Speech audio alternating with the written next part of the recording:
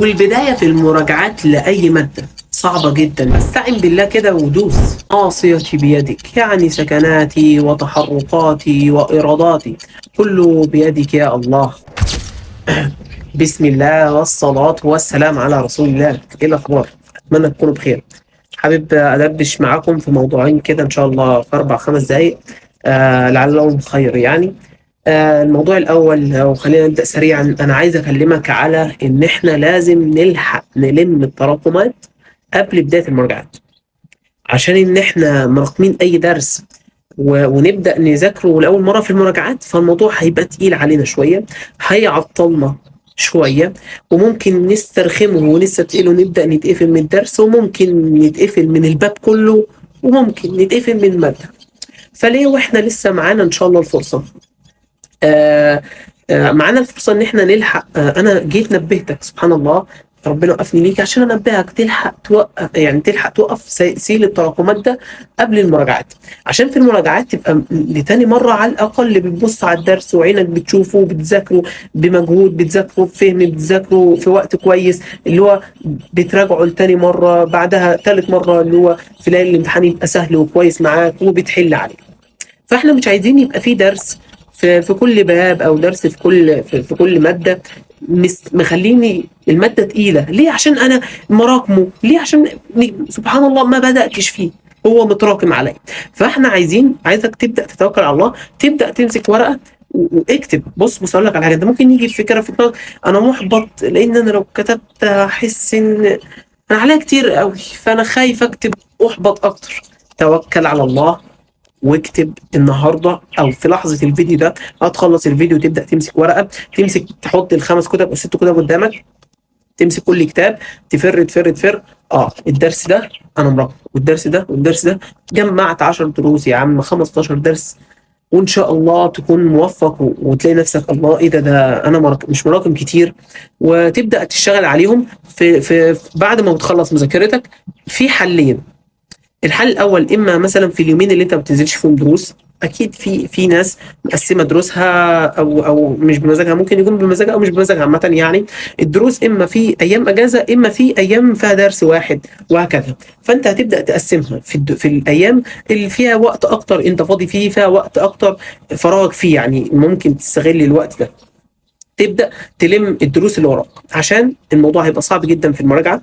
هتبدا تسمعه، يعني اقل الاشياء ان انت هتسمع الدرس وتذاكره كويس، ولو ما كانش في وقت انك تحل عليه فكده كده هتحل كتير في المراجعات النهائيه وليالي الامتحان، وان شاء الله الايام اللي جايه كلها جميله.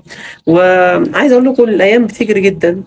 انا فاكر ان انا كنت مصور ال7 اعمال للطلاب اللي احنا نعملهم في ال10 الاواخر امبارح بالليل، ولكن عدى 4 واليوم الخامس هيعدي. الثانويه العامه بتعدي بوقت رهيب. كنت لسه بتحجز الدروس ولسه بتشتري الكتب.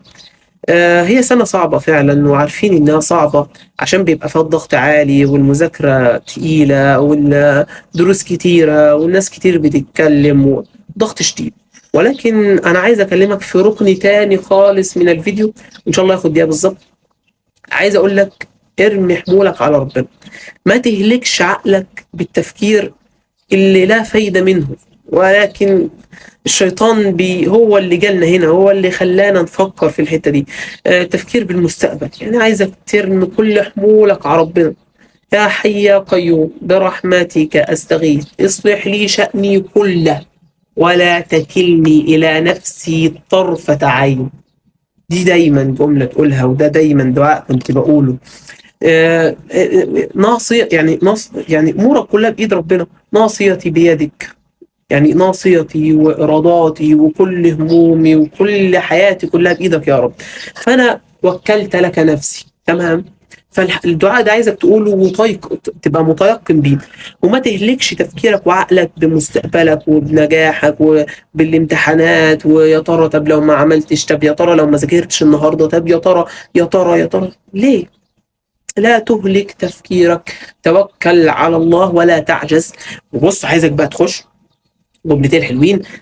انا داخل بهمه، انا داخل على ال 14 درس دول ان شاء الله خلال 20 يوم انا هكون مخلصهم في اوقات فراغي ومذاكرهم كويس، وانا اقدر وهلم وهجيب وهحصل بص على قد ما اقدر انا هجيب طاقتي في اللي باقي، هجيب طاقتي في اللي باقي، وانا ورزقي وانا ونصيبي. فاهم انت ازاي؟ يعني ابدأ كده، انا ورزقي وانا ونصيبي، واحاول من هذه اللحظه، من هذا الفيديو، اتوكل على الله وبس كده.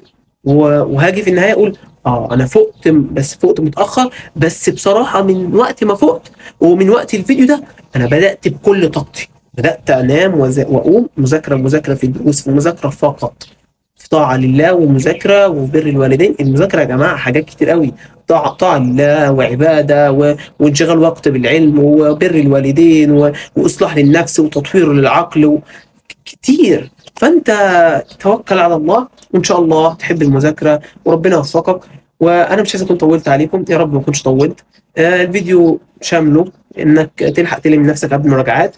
الحاجه التانيه ان تتوكل على ربنا وما تشغلش، لا تهلك عقلك بالتفكير. الحاجه التالته ابدا على طول وما تاخرش البدايه اكتر من كده.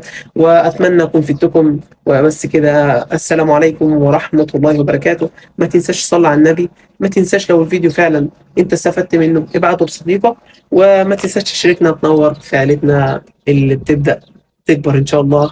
واراكم في فيديو جاي.